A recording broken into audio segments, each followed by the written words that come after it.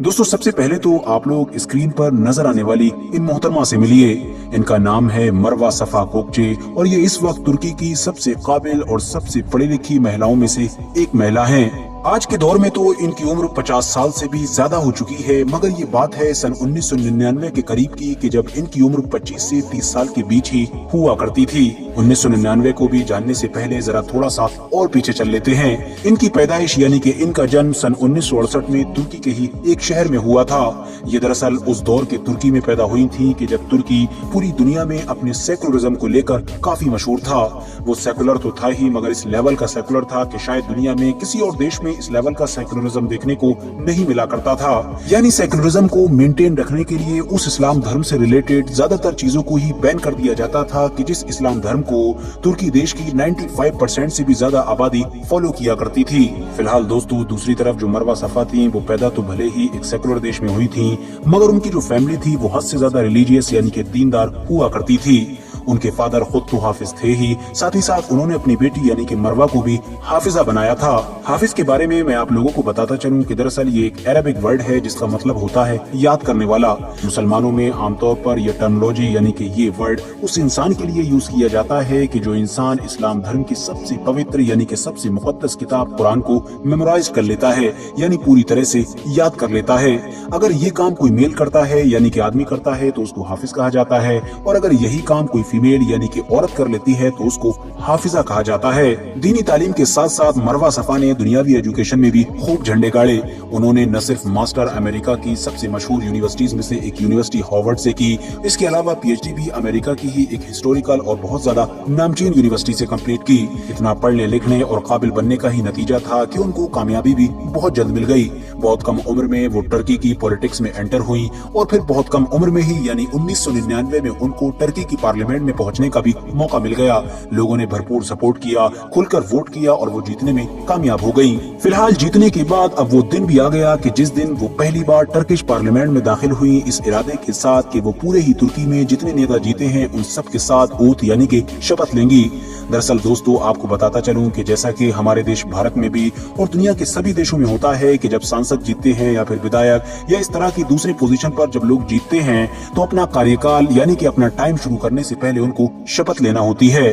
जाहिर है टर्की में भी इसी तरह से शपथ ली जाती है।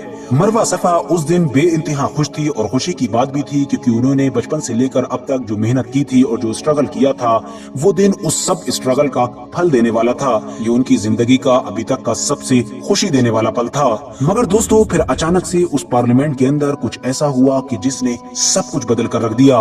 मरवा सफा जिस दिन को अपने लिए सबसे खुशहाल दिन समझ रही थी वो दरअसल उनके लिए सबसे दुख देने वाला दिन बन गया। इतना ही नहीं, हम ये भी कह सकते हैं कि ये दिन मरवा सफा की जिंदगी का एक डरावना ख्वाब साबित हुआ।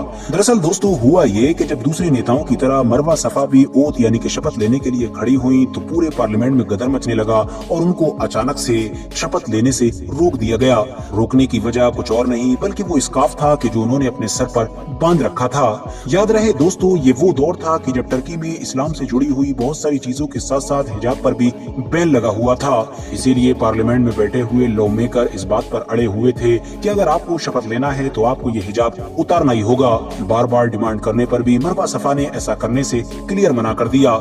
नतीजा ये हुआ कि उनको ओथ यानी कि शपथ नहीं लेने दी और उनको पार्लियामेंट से बाहर निकाल दिया गया। और एक लम्हे में ही मरवा सफा की सारी मेहनत, सारे ख्वाब और सारी खुशी चकनाचूर हो गई। रिपोर्ट्स बताती हैं कि उस वक्त जब इस तरह से मरवा सफा को पार्लियामेंट से निकाला गया था तो वो पार्लियामेंट से बाहर रोती हुई आई थी। इतना ही नहीं, बात यहीं पर खत्म नहीं की गई थी बल्कि उनकी जीत को भी रद्द कर दिया गया था। और बाद में हद तो तब हो गई थी कि जब उनसे टर्की की सिटीजनशिप यानी तुर्की देश की नागरिकता भी छीन ली गई थी। वक्त गुजरा और 1-2 साल के बाद ही यानी सन 2001 में तो उस पार्टी को भी बैन कर दिया गया था कि जिस पार्टी से जीत कर वो पार्लियामेंट पहुंची थी। पार्टी को बैन करने के पीछे भी यही वजह बताई गई थी कि दरअसल वो टर्की का जो सेकुलर ढांचा है उसको नुकसान पहुंचाने की कोशिश कर रही है। मगर दोस्तों वो एक कहावत है कि वक्त एक सा नहीं रहता है बल्कि वक्त तो हमेशा अपने आप को बदलता ही रहता है। और बिल्कुल इस केस में भी यही मामला हुआ। धीरे धीरे टाइम का पहिया घूमा और सिर्फ 16 साल के बाद यानी सन 2015 में एक बार फिर से उसी पार्लियामेंट में रावजी कोकची नाम की एक लेडी एंटर हुई। इंटरेस्टिंग बात यह है कि ये लेडी कोई और नहीं थी बल्कि रिश्ते में उसी मरवा सफा की सगी बहन थी। फर्क ये था कि इस बार इस लेडी के ऊपर ना तो कोई आवाज उठा रहा था और ना ही कोई उंगली दिखा रहा था, बल्कि इस बार तो इस लेडी का स्वागत तालियों की गूंज से किया जा रहा था। बावजूद इसके कि इस लेडी ने भी न सिर्फ अपने सर पर एक स्कार्फ यानी कि हिजाब बांध रखा था, बल्कि वही हिजाब बांध रखा था कि जो ठीक 16 साल पहले उनकी सगी बहन यानी कि मरवा सफा ने भी बांध रखा था। और रेवजी कोकशी ने शपथ लेते वक्त वही 16 साल पुराना अपनी बहन का स्कार्फ इसलिए बांधा था ताकि पूरी दुनिया देख सके, मेरी बहन को याद कर सके और साथ ही साथ इतिहास भी लिखा जा सके। दरअसल दोस्तों, सन 2015 में जिस दिन ये सब कुछ हुआ था, उस दिन पूरी दुनिया में इस न्यूज को बहुत ज्यादा अटेंशन मिला था। वजह साफ थी क्योंकि अब पूरी दुनिया आसानी के साथ एक बदले हुए तुर्की को देख रही थी। उस बदले हुए तुर्की को कि जिसको बदलने का वादा लोगों से सन 2002 में पावर में आने वाली उस पार्टी ने किया था कि जिसको जस्टिस एंड डेवलपमेंट पार्टी या फिर शॉर्ट में एके पार्टी के नाम से जाना जाता है।